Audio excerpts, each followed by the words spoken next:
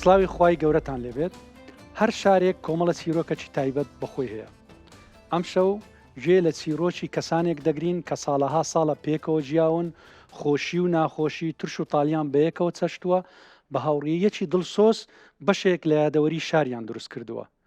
میوانانی ئەمجارەمان سێ کەسی بەڕێزی خانەوادەکانی هەولێرن ئەندامن لە سەنتەری ڕۆشنبیری و کۆمەڵایەتی سوڵتان مزەفەرەددین. ئەم شەو لەگەڵیان دەگەڕینەوە یادەوەریە جوانەکان، دەگەڕینەوە هەولێری جاران، دەگەڕینەوە هاوڕێیی و کللتور، دەگەڕینەوە بۆ ئەو پەیوەندی جوانانەی کە کات ناتوانێت تێکیان بدات. خۆشحاڵم بە میوانداریکردنی میوانە بەڕێزەکانم حاجی مازت بازرگان، حاجی ئازاد مستەفا خەفاف، حاجی سامی تەحسین کۆکە. بەخێراتن. کاک حاجی لە لای بەڕێزت دەست پێ دەکەین. ئەو فکری سنتەری ڕۆشنبیری سوڵتان مزەفەر کو هات؟ بڵێ بێگومان جەناب دەزانی وەکو هەولێرێک ئەمە جێگایەکمان نەبوو کۆمان بکاتەوە. ئەو شوێنە کۆمەڵایەتیانەش ڕۆژ بە ڕۆژ کەم دەبوو، وەکو با بڵێن ئێستا هەولێرەکان هەر لە تازیە و لە بۆنە ئاینیەکان و کۆمەڵایەتیەکان یەکتر دەبینن. هەر کەسێک مەشغوڵی کار و کەسابەتی خۆیتی، کاتێکی وا نەبوو کە بێکەوە کۆ بنەوە یەکتری ببینن، قسەکان ئاڵ و گۆڕ بکەن و با بڵێن ئاگاداری یەکتری بن. ئەو بیرۆکەیەمان ئەوە کرد کە شوێنێکبی لە خۆمان لەگەڵ ئێمە بگونجێ و بیرمان کردەوە کە سنتەرێکدا بمەزرین. ئەو سنتەرە هەم وەکو شوێنێک بی کۆمان بکاتەوە، وەکو دیوەخانەیەک، هەم سنتەرێکی ڕۆشنبیری و کۆمەڵایەتیش بی بێکەوە کێشە و گرفت چالاکیەکان ئەنجام بدەین و گرفتەکانی خۆمان بزانین لەگەڵ لایەنە پەیوەندیدارەکان. ئەو کۆمەڵە کتێبە چیە کاک حاجی ئێستا؟ ماشەڵڵا ئەو کتێبانە بەشێکن لەو کتێبانەی کە لە ماوەی ئەو لە نیتاجاتی سنتەری، بڵێ لە نیتاجات و لە بەرهەمەکانی سنتەرە، هەندێکیان لە چاپکردنی خۆمانە، هەندێکیان چاپکراون، بەڵام ئێمە دەچین مەسەرەن بزانین سوودی هەیە باسی ئەوەی کۆمەڵایەتی کردیە یان تاریخیەکی باس کردیە، دەچین دەیکڕین، مەسەرەن بە سەتان نوسخە دەکڕین، دابەشی دەکەین و نووسەرەکەی بانک دەکەین لەوێن دەرێ، کورتەیەکمان لەوە باز دەکات لە کتێبەکە و بەڵاوی دەکەینەوە لە سۆشیال میدیا. و هەندێک کەش نووسەرەکان خۆیان حەز دەکەن. زۆربەی ئێستا ئەو سنتەری ئێمە بۆیتە شوێنێک بۆەوەی ناساندنی کتێبەکانی نووسەرەکان لەوێن دەرە بە تایبەتی ئەوەی کاک حاجی هیچ پێوەرەکتان هەیە هەر دەبی لە سەهولێرێ بی یان نه کتێب هەیە، کتێبی دینیە، کتێب هەیە سیاسیە، کتێب هەیە کولتوریە، کتێب هەیە شعریە، هەیە عەرەبیە، ئەوە نییە ینی محدد نییە بە شتێکی تایبەتەوە. دەستت خۆشبی کاک ئازاد، وە بزانم بەڕێزت بێرم بلێم 6 ساڵە لە بازاری. بەێ ئەو کاتانەیە کە لەگەر کاک مستەفای ڕەحمەتی مستەفا خەفافی بابت لە بازار بوون، چۆن بوو لەم بژێرەوە چت لە مێشکەکە؟ خۆشترین ژیان بوو. ئێستا شانی زوو دەستمە بازار.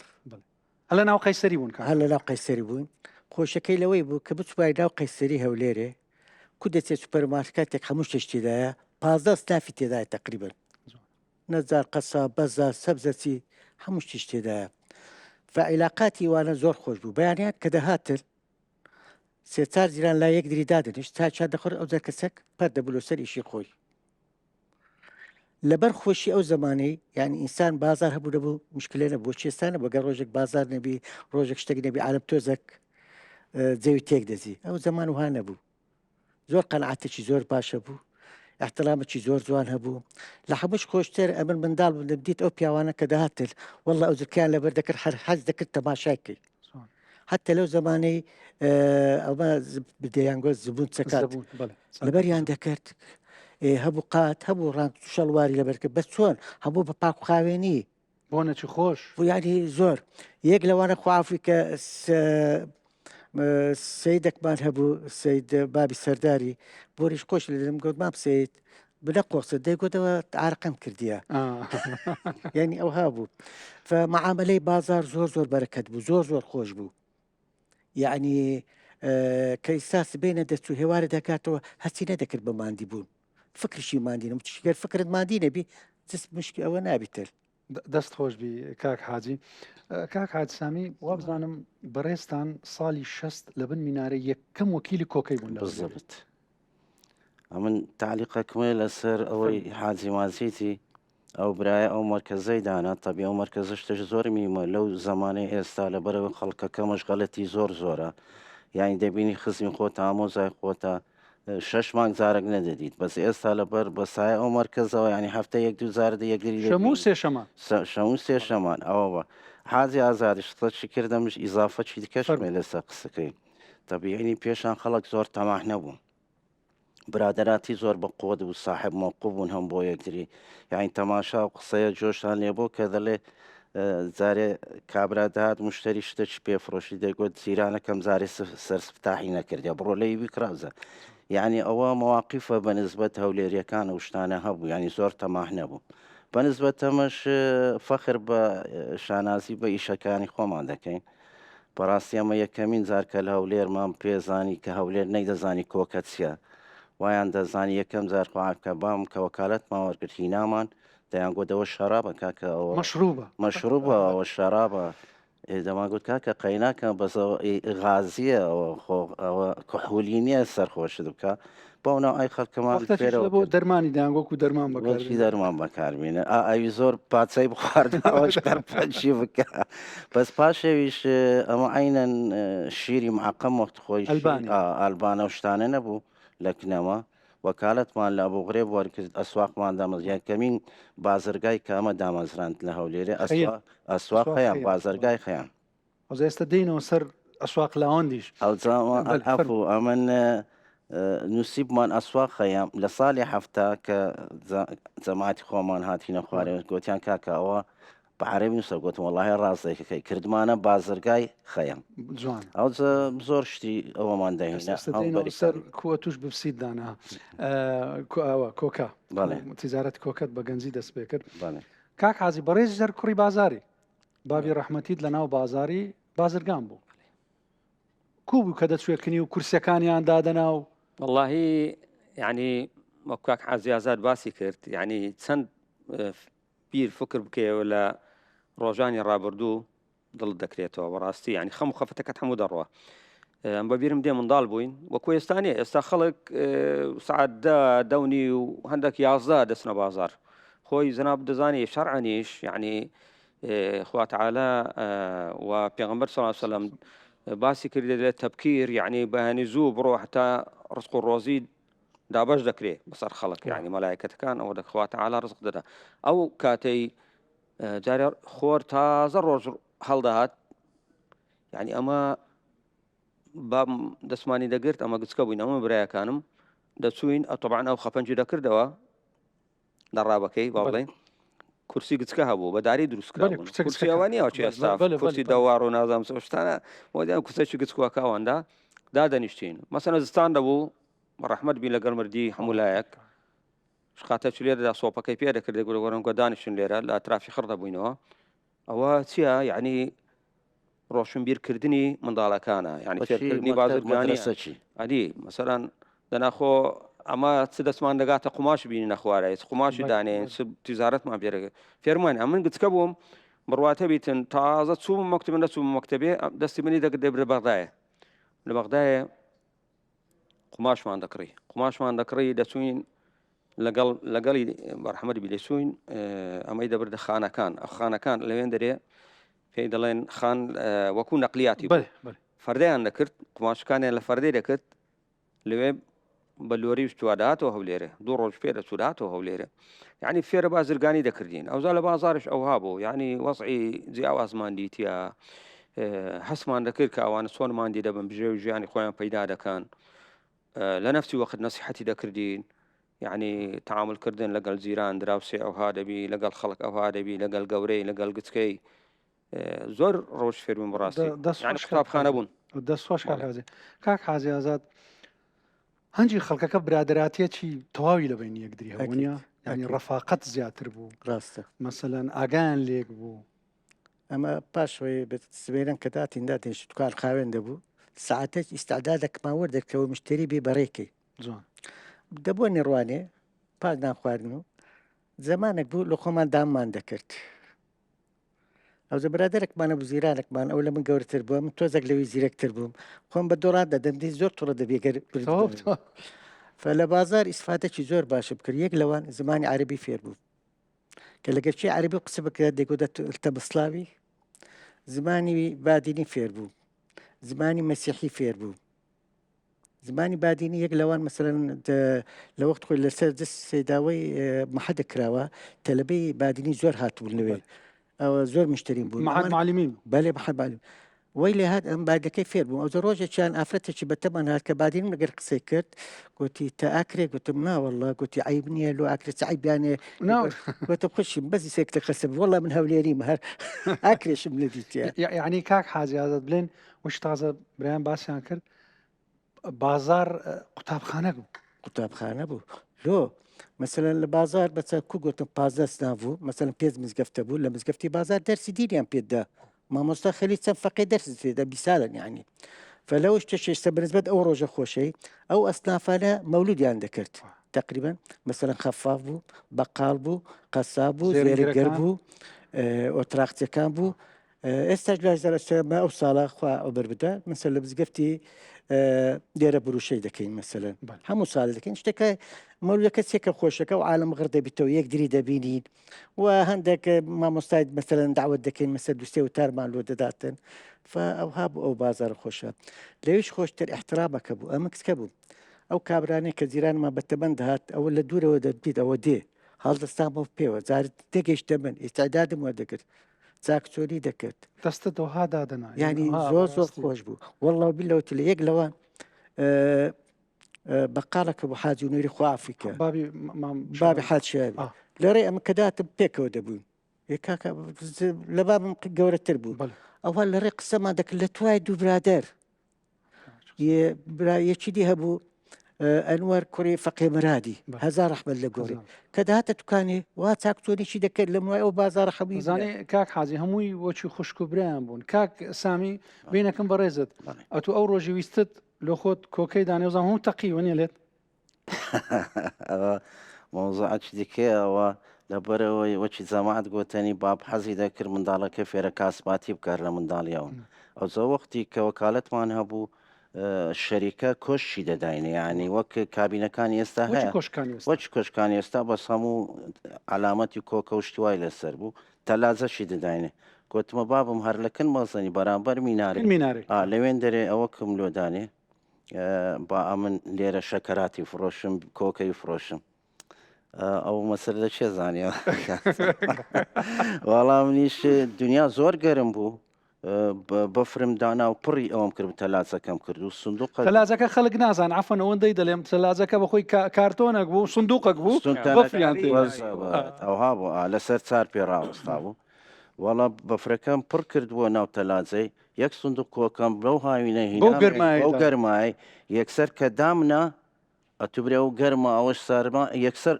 بوتڵک تەقەوی ئێستاشەوەکە بردمیان ئەو زەمیش خۆم نووسان دەبوون لە خۆچی تیجارەتی ئیجازەم دەداتێ دوسێ ڕۆژ زەمانەی خۆش بوو کاک حاجی وە بزانم ساڵی 84 ئەسواق لاوەنتان کە حەدەسێک بوو لە هەولێر خۆی ئەسواق سیروان هەبوو بەس لاوەندیش کە کراوە یەکسرە متوکان چکەمە وەچی فێرە کاسبی بووینە حەزوان دەکردکە بەس ئەوە زۆر میهیم بوو جارێک کەس نەبوو کەس ئەمن بۆنی مارکە من دەمینە ئەو بۆنی مارکە لە هەولێرە نەبوو ئەوی قەدیمیش لەمەی کڕی لە بەغدا ئەو جە لە خۆڕەم دەهینا لە لایشکەم دەهینا هەموو بۆنەکانیش ئەسلی بوو ئەو پەڕی یعنی بۆنی ئەسلیمان بفرۆشوە بە 100 دیناری بوو ئەو وەختی خەڵکەکە فێر بوو هاوای کشمیر بە 4 نار 5 ناری دەکڕی بەس ئەوە بە 100 دیناری یعنی مشتری خاصی خۆی هەبوو بەڵێ ینی خۆمان مەشغول کردەوە کاسی لەبەرەوەی فێر کاک حاجی بێمەوەکن بەڕێزت حەزم لێ هەندێک یادەوەری و هەندێک ذکراتی خۆش لەگە ئەو پیاوە جوانانم لەو ژێڕەوە والله یادەوەریەکان زۆرن یعنی پێ دەکەنی ماوە گسکەی کورتێوە ناکری ئەمە لەگەڵ کاک حاجی ئازادی لە منداڵیوە لە تەیراوەی بووینە بڵێ دوای لە ناو بازارێ بووینە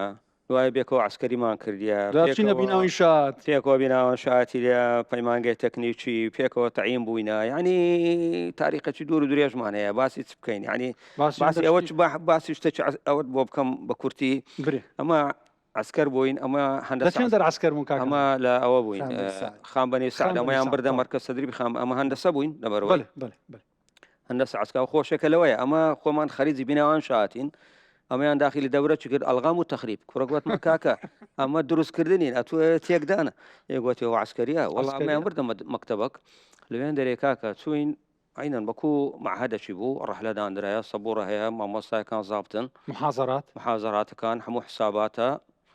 ئەگەر دسرەکی بتەقێنی ئەو هادەبی ئەگەر نازانم بینایکی بڕوخێنی ئەو هادەبی مەساعد المغفلین و نازانم چوانەی لە ئەلغام وشتوایشیان کرێ سەرزانن ئەمە هەولێری دەرە قەلەممان مرد تەماشارێن لافتێک لێ درابوو گوتمان ئەوە چییە ئەو لافتەیە گوتی چ نییە ئەوە چین گۆدانیش بوو دەرسی دەخیند ئەمن چوم تەلەفۆنەکە دەستیدا تەقیەوە چیە ئەمە وەکتو دای نزولمان کردبوو کاکە وڵا داهاتینەوە هێواران لە مەرکەز زەدری بدادەنیشتینەوە دەیگوت هەتوو زغارە چ بشێشە زغارە چ بشێ ئەم زغارە چێش نیمە بە حیات خۆمچە دەیگوت زغارە چ هەموو غەمت دەڕوە بە دووسێ کەسان محاوەلیان دەکرد ئەمەی فێرە زغارەی بکەن فێریان نەکردن فێریان نەکردن ناتانی فێر نەبوو فێر نەبوو برادری باشە کاک حاجی ئەتوش هەر لەوێ لەگەلی بووی لە بەڕێزیش لەگەری بووم بە خۆشی بزانە بەنسبەت بازار خۆشیەکە پێ دەڵێم ئەمە یەک ئاگاتمان ئەگە برادەرمان ژنی باە لۆ بووکەکە هەدیەکمان دەدا باشە برادێکمان زۆر ئیسارێکی باش بوو کەژنەکەی نە زۆر تەک پێلاومان هەدیەدایە پاش چەند ڕۆژ کە هاتەوە زۆر گلەی کرد گلەیەکەی لە چ بوو ئەو پێلاوماندای تێ هەردوو چیەک پێ بووکەکە لە بەری کردیە و ئاگای لە کەیفان ئاگای لە نییە لە هەردووشیەک پێە هەردووشیەک پێە ئەوە کەلاش بووە دوو لە وەڵا پێلاو بوو ئەوە یەمەنی بووە ئەوە یەک دوو هوەرمەندێک ناوکەی نالێ خوا عفویکە پێلاو لە لای جیرانەکەمە برما مەحمەدە ڕەش تاکۆ تاک بوو یەک چل دوو یەک چوسیە بوو گوتی ئازت بە بنا پارە تەش بەتەش لە دووری وەڵە گوتم ما مەحمەدەوە لە پێیتی هات گوتی فلان چۆنە پێ گوتی وەڵا دەرەجەیەک عالمیە گوتی فلان تەماشاکە ینی یەک لێکی فەرقی نییە گوتی بە قورعان ڕاز دەکەی سێ ڕۆژە پێلاو لە پێ ئەو بە قسە دەکەم ئیسا لە کەیفان ئاگای لێ نەبوو زمانەکە ئەوها بوو والله بالله تلای ژانمان هەموو نوکتە بوو نوکتەشی هەروە بۆ قسەسەری باز دەکەم ئەوەی باسی دکتۆر ئیساد کرد شێخ ئەحسان زیرانمان بوو لە بادی دەفرۆشت یەکە کات زۆر بەشدی درێژ بوو گوتەوە نۆ من نابی کورتە گوتی کاکە دابینەوە یگوتی لە عاری ڕای دەخین درێژ بەلەسەری ئەگەر کورت بوو بەبە یا شخصی کرد بالفەکەی هینە بالفەکەی لەسەرویدانە لەسەر عادیدا لە فی سەبیل درێژتر بوو ئەو کابرا درێژ هەر پێکی وا دەکە بە عادیدا بکەی ژیان ئەوها بوو لە قەیسەری کاکە چ نوکتەکەت پێ چ قسەی خۆشت پێ وڵا نوکتە زۆرە بەس لەبارەی لەگەر برادراتی ئەو دوو پیاوە جوانێ وڵا ئەوانە زۆر زان لەوانە نابەمەوە من بەس نوکتەی خۆش مەسەن لە کاتی هیچکردنی لە بازاری لە ئەوەی نا ئێستا بەس واقعک حال دوێنێ پێرێ ینی ڕوویدا خەڵکەکە یعنی ئەوها سەری لێشەوە نازان مەوزوعەکە چیە مەشغەلەتی وەچ گوتم خەڵک زۆر مەشغولە برادەرەکەم ئامیش لە تەنیشتی سوار بوویمە برادەرێکی دیکەشمەوە قەدیم برادەرەوەکی جەنابیان لە پشتەوە سوار بوو ماریان لە چێندەرێ لە مەفتیە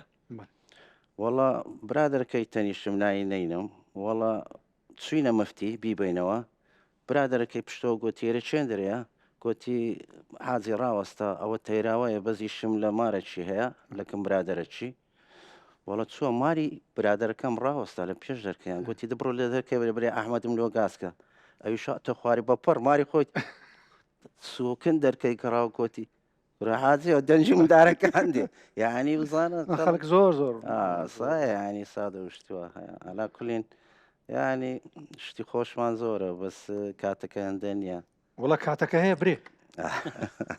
شتێکی ئیزافە بڵێ فەرموو تجارەت ئەمن زۆر نەسحەتمای لۆ ئەو برادەرانە کە لە بازاریش دەکەن